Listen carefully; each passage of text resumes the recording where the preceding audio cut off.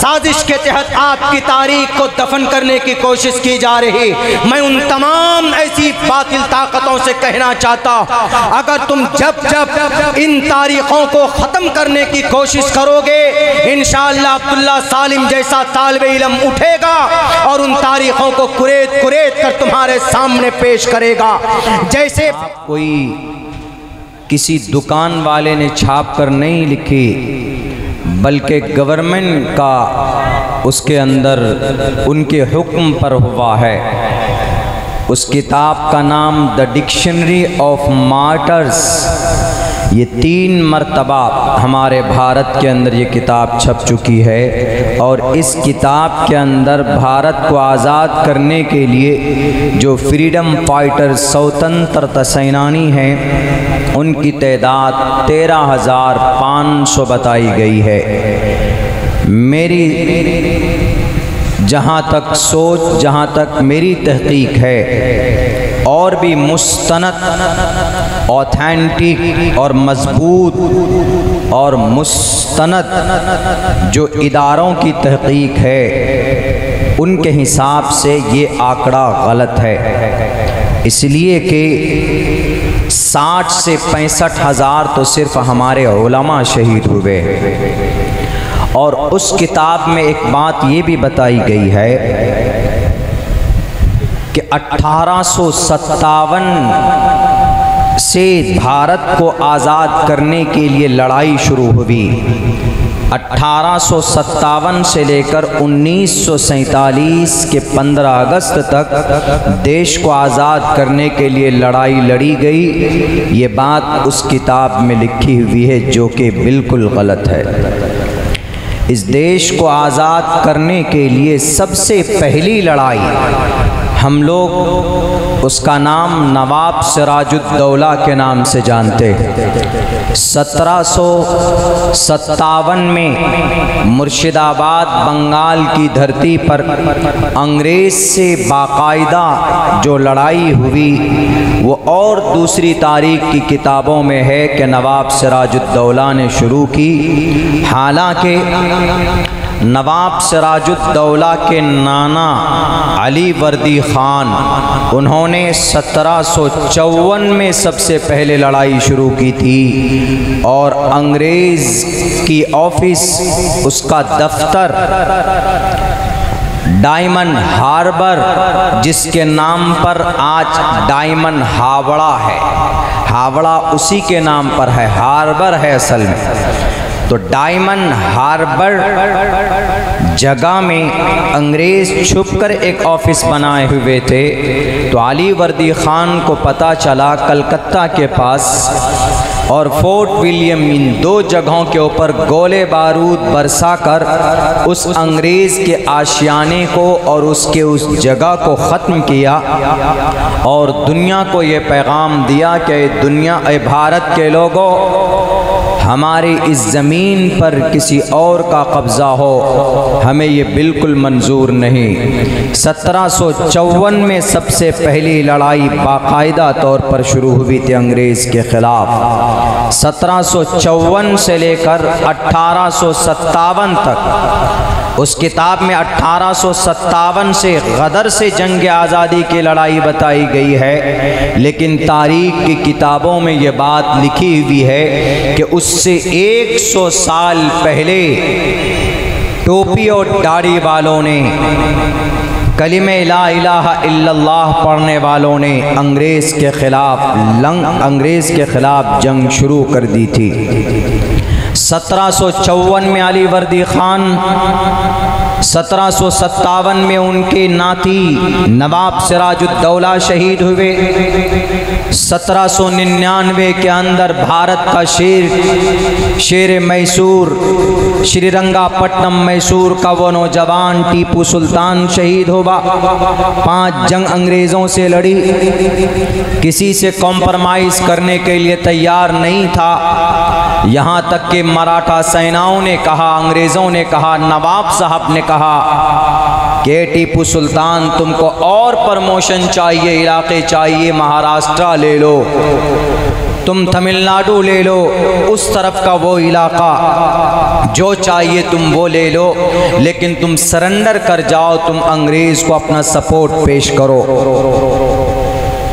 फतेह अली ख़ान, टीपू सुल्तान ने कहा ऐसा नहीं हो सकता है, मैं अपने मुल्क के एक गद्दार को, एक देशद्रोही को हम अपने इस मुल्क में काबिज़ नहीं होने दे सकते। मेरे बाजुओं में जब तक ताकत है मैं उसका मुकाबला करूँगा। सारे लोग मुखालिफ हो गए। आसपास के जो राजा थे टीपू सुल्तान से कहा कि तुम अपने ज़िद पर अड़े हो, तुम मान जाओ। उन्होंने कहा कि कुछ नहीं। नवाब साहब जो दाएं तरफ थे, उस नवाब साहब को कहा कि आप भी मुखालिफ हो जाएं, मैं आपका मुकाबला करूँगा। बाएं तरफ मराठा सेना था, उनसे भी कहा कि मराठा की सेनाओं आप मुखालिफ हो जाओ, मैं आपका मुकाबला करूंगा। सामने अंग्रेज़ की फ़ौज और अंग्रेज़ की आर्मी, उनसे भी कहा कि अंग्रेज़ तुम्हें भी मुकाबला करना है तो आ जाओ, जिस फील्ड में मुकाबला करना चाहते हो।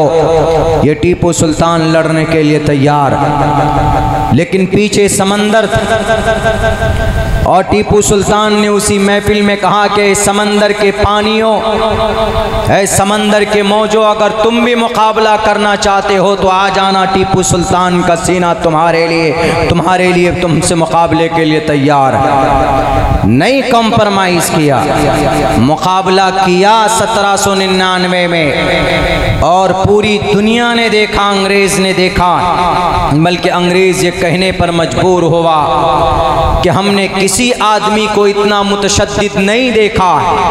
इस देश को आज़ाद कराने के लिए दो ही आदमी बहुत ज़्यादा मुतशद्दिद थे, एक का नाम टीपू सुल्तान और दूसरे का नाम शेखुल हिंद रहमतुल्लाहि अलैह। ये दो लोग थे। टीपू सुल्तान तो जिस दिन शहीद हुआ है, बहुत से लोग कहते हैं कि टीपू सुल्तान बादशाह थे, उनका फरीज़ा था बादशाह होने के साथ साथ वो एक वली वक्त भी थे। 1799 में जब अपनी मस्जिद की बुनियाद डालनी थी, अगर आपको वो मस्जिद देखनी है तो आप चले जाइए श्रीरंगापट्टनम, मैसूर, वो मस्जिद आज भी आबाद है। उस मस्जिद की जब बुनियाद डालनी थी तो उन्होंने ऐलान किया कि मैं इस मस्जिद की बुनियाद उस आदमी से डलवाना चाहता हूँ जिसकी 40 साल से कभी भी नमाज क़ज़ा ना हुई हो, यानी वक्त पर नमाज अदा की हो। 40 साल के अंदर कभी भी उनकी नमाज क़ज़ा ना हुई हो। अगर ऐसा कोई आदमी है तो वह आगे कदम बढ़ाए और ईंट लेकर उसकी बुनियाद रखे। कोई मैदान, कोई मजमे में से बाहर नहीं निकला। बिलाखिर टीपू सुल्तान कदम बढ़ाता है और फिर वो बुनियाद रखता है और वो कहता है कि मैंने मेरी ज़िंदगी में कभी भी फ़र्ज़ नमाज 40 साल के अंदर मैंने कभी भी तर्क नहीं की, यानी कभी भी मेरी 40 साल में नमाज कभी छूटी नहीं है। वली वक्त का वली था। डेली हर दिन फजर की नमाज के बाद एक पारा कुरान करीम की तिलावत करना उनका मामूल था। अंग्रेज़ कहता है कि जिस दिन टीपू सुल्तान शहीद हुआ उस दिन उनके हाथ में 2 तलवार थे, 2 तलवारों से मुकाबला कर रहा था। एक हाथ में ढाल और एक हाथ में तलवार। उमूमन आर्मी और फौजी और सेनाओं के होते, लेकिन टीपू सुल्तान के दोनों हाथ में तलवार थी। किसी लिखने वाले ने यह बात लिखी कि 2 हाथ से तलवार चलाना बैक वक्त भारत के अंदर आज तक किसी माँ ने ऐसा योद्धा पैदा नहीं किया है जो टीपू सुल्तान के अंदर जितनी जुर्रत थी। तो किसी कहने लिखने वाले ने लिखा है कि टीपू सुल्तान डेली एक पारे की तिलावत करता था तो एक हाथ में ताकत होती थी, और जिस दिन शहीद हुआ उस दिन फजर की नमाज के बाद 2 पारे की तिलावत करके घोड़े पर बैठता है, 2 तलवार हाथ में लेता है। तो शायद 2 पारे तिलावत करने की वजह से अल्लाह ने दोनों हाथों को मजबूत किया।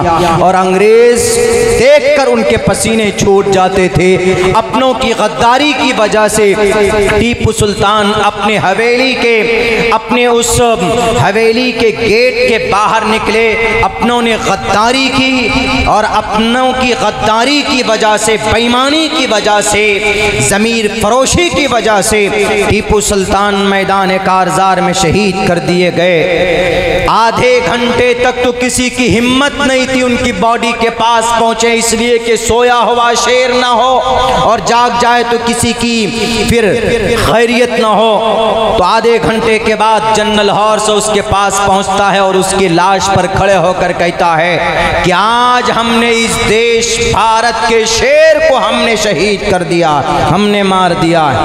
ये अंग्रेज जनरल हॉर्स के अल्फाज हैं। अंग्रेज कहता है कि इससे बड़ा योद्धा, इससे बड़ा हिम्मत वाला आज तक हमारा सामना नहीं हुआ। लेकिन आज उनको कह देते नहीं, वो तो बुनियाद परस्त था, वो तो रेडिकलाइजेशन था। कुछ लोग कहते हैं कि बड़ा धर्म परस्त था टीपू सुल्तान। आप उनकी तारीख पढ़िए, उन्होंने बड़े बड़े कारनामे के मिसाइल बनाकर इस देश को अपने ज़माने में उस वक्त का मिसाइल लॉन्च करने वाला टीपू सुल्तान। किसानों के लिए लोन का सिस्टम, उस वक्त ब्याज पर, सूद पर, इंटरेस्ट पर लोन नहीं दिया जाता था, बल्कि एग्रीकल्चर लोन का सिस्टम जो आज नाफिज है ये टीपू सुल्तान का वजूद में लाया हुआ है। आज तो इंटरेस्ट लेते हैं, सूद लेते हैं, लेकिन टीपू सुल्तान इसका बड़ा मुखालिफ था। टीपू सुल्तान धर्म परस्त भी था, टीपू सुल्तान जमीन परस्त भी था। टीपू सुल्तान को जितनी मोहब्बत कुरान से थी उतनी मोहब्बत उनको देश के सिस्टम और देश के जमीन से भी थी। क्योंकि वो अंग्रेज़ों को शत्रु मानते थे, शत्रु, और शत्रु के खिलाफ लड़ना, शत्रु मतलब दुश्मन, दुश्मन के खिलाफ लड़ना, ये विष्णु के 8वें अवतार श्री कृष्ण जी का भी पैगाम है। मैंने वही मंत्र भी पढ़ा है। बैरकफ मेरे भाइयों, तो हम उस प्लेटफॉर्म से हैं, हम लोग इस्लामिक प्लेटफॉर्म से हैं। लेकिन ये इस्लामिक प्लेटफॉर्म ऐसा नहीं है कि इस देश से मोहब्बत नहीं सिखाता। देश की आज़ादी की शुरुआत 1754 में, 1757, 1799 में जब टीपू सुल्तान शहीद हो गए। अब कौन आएगा मैदान में? कोई योद्धा तो है नहीं, दोनों राजा महाराजा। एक लड़ाई बक्सर में हुई, पहली लड़ाई पुलासी में हुई, उससे पहले डायमंड हार्बर में हुई, उसके बाद मैसूर के अंदर होकर लड़ाई ख़त्म, बादशाह ख़त्म। ऐसे सरफिरे थे नहीं। अब अंग्रेज से कौन मुकाबला करेगा, अंग्रेज से कौन लड़ेगा? टीपू सुल्तान के शहादत के बाद, उनके शहीद होने के बाद अंग्रेज बिहार, उड़ीसा, झारखंड, बंगाल, इन इलाकों में, इन एरिया में, उस वक्त झारखंड भी नहीं, शायद बिहार भी नहीं था, वो उड़ीसा का इलाका था, पूरे इलाके को बोला जाता था। उस वक्त इन पूरे इलाकों में काबिज हो गया। अंग्रेज बाज़ाब्ता तौर पर काबिज हो चुका था, इसलिए कि सबसे बड़ा पत्थर रोड़ा हटा दिया था टीपू सुल्तान की शक्ल में। अब कौन आएगा मैदान में, कौन मुकाबला करेगा? अब मैदान को संभालते हैं हमारे मुअज़्ज़ज़ बुजुर्गान दीन, हमारे इस कौम के मक्खन, सहाबा के बाद सबसे मुक़द्दस जमात इस ज़मीन पर हमारे उलमाए किराम मैदान में आते हैं। और 1803 में शाह अब्दुल अजीज़ मुहद्दिस देहलवी रहमतुल्लाहि अलैह एक पर्चे पर एक फतवा निकालते हैं और क्या कहते हैं? वो कहते हैं कि अंग्रेज से लड़ाई करना यानी जिहाद करना, अंग्रेज से मुकाबला करना, उनको इस देश से निकालना फ़र्ज़ और ज़रूरी हो चुका है। चूँकि ये मुल्क अब दारुल हर्ब बन चुका है, इसीलिए हर एक भारतीय के ऊपर ज़रूरी है, हर एक मुसलमान पर ज़रूरी है कि भाई वो अंग्रेज़ों से मुकाबला करे और उनसे दो दो हाथ करे। कौन? शाह अब्दुल अजीज़ मुहद्दिस देहलवी रहमतुल्लाहि अलैह, शाह वलीउल्लाह मुस्नदुल हिंद, शाह वलीउल्लाह मुहद्दिस देहलवी के बेटे। और शाह अब्दुल अजीज़ ने यह फतवा निकाला, इस पर बहुत ज़्यादा काम नहीं हुआ। शाह अब्दुल अजीज़ का इंतकाल हो जाता है। उनके दामाद मौलाना यहया साहब, सैयद मौलाना यहया साहब रहमतुल्लाहि अलैह, उन्होंने ऐलान किया माइक में, उन्होंने ये कहा, दिल्ली से कलकत्ता तक के लोगों, तुम पर अंग्रेज से जंग करना, उनको इस देश से निकाल कर फेंकना, ये खुदाई फैसला है। तुम्हें मैदान में आना पड़ेगा, तुम्हें मैदान में निकलना पड़ेगा। जब ये ऐलान हुआ तो 1820 को दो बड़े शागिर्द मौलाना के, सैयद अहमद शहीद रहमतुल्लाहि अलैह, मौलाना इस्माइल शहीद रहमतुल्लाहि अलैह, ये दो आलिम दीन निकलते हैं। सिखों ने पंजाब में अंग्रेज से हाथ मिला लिया। बालाकोट ऑपरेशन मौलाना अहमद सैयद अहमद बरेलवी रहमतुल्लाहि अलैह ने, इन्होंने बालाकोट ऑपरेशन को लॉन्च किया। 1831 के अंदर तकरीबन 70 लोगों को लेकर ये दो बड़े आलिम दीन, मेरे भाइयों, आपको कमजोर किया जाता है। साजिश के तहत आपकी तारीख को दफन करने की कोशिश की जा रही। मैं उन तमाम ऐसी बातिल ताकतों से कहना चाहता हूं, अगर तुम जब जब इन तारीखों को खत्म करने की कोशिश करोगे, इंशाअल्लाह अब्दुल्ला सालिम जैसा तालिब इल्म उठेगा और उन तारीखों को कुरेद कुरेद कर तुम्हारे सामने पेश करेगा। जैसे ईश्वर ने श्री कृष्ण को भेजा था मैदान महाभारत के अंदर, जैसे परमात्मा ने इस दुनिया के अंदर सबसे बड़ा राक्षस रावण के खात्मे के लिए राम को भेजा था। ईश्वर किसी को भेजता जरूर है सत्य को लेकर। मैं तो नहीं कहता कि मैं सत्य को लेकर आया हूं, लेकिन जो बातें, जो तहकीक की बातें हैं, उनको अगर कोई मिटाने की कोशिश करेगा, हमारे उलमा, हमारे दानिश्वर, हमारे इस देश के समझदार लोग उसको कभी मिटने नहीं देंगे। ये तारीख की किताबों में मौजूद है कि अंग्रेज से मुकाबले के लिए दो ही लोग सर पे कफन बांधकर बालाकोट की पहाड़ी पर पहुंचे थे और वहां पर 71 के 71 लोग शहीद हो गए थे। 1871 की तारीख है। अगर अब्दुल्ला झूठ बोलता है तो मेरी जुबान काट दो, लेकिन ये तारीख की किताबों के अंदर लिखी हुई है ये बात कि 1831 के अंदर शहीद हो गए। लेकिन अंग्रेज को डराया, अंग्रेज डरे। बरतानवी जासूस लिखता है, मिस्टर हमफ्रे अपनी किताब में लिखता है कि हमें इस देश पर कब्जा होने में ज्यादा टाइम नहीं लगेगा, लेकिन हमें हमारा दर्द सर अगर कोई बना हुआ है तो सिर्फ उलमाए किराम दर्द सर बने हुए हैं। क्यों? किसी ने पूछा कि क्यों दर्द सर बने हुए हैं? उनको पैसे दे दो, उनको डॉलर दे दो। जैसे ईस्ट इंडिया कंपनी ने 30,000 पाउंड के जरिए से ईस्ट इंडिया कंपनी की शुरुआत की थी 1612 के अंदर सूरत गुजरात में, वहीं से शुरुआत हुई। तो इनको भी पाउंड्स दे दो, मौलानाओं को बैठ जाएंगे। तो उस जासूस ने कहा, अरे पाउंड तो लेना दूर की बात है, डॉलर तो लेना दूर की बात है, ये अपने देश के लिए, ये लफ्ज देखिए, मजहब के लिए नहीं, अपने मुल्क के लिए, अपने देश के लिए, अपने इस भूमि के लिए, जमीन के लिए ये लोग इस कदर मुतशद्दिद हैं, इतने सख्त हैं कि ये लोग अपने मौक़िफ़ से 1 इंच पीछे हटने को तैयार नहीं है।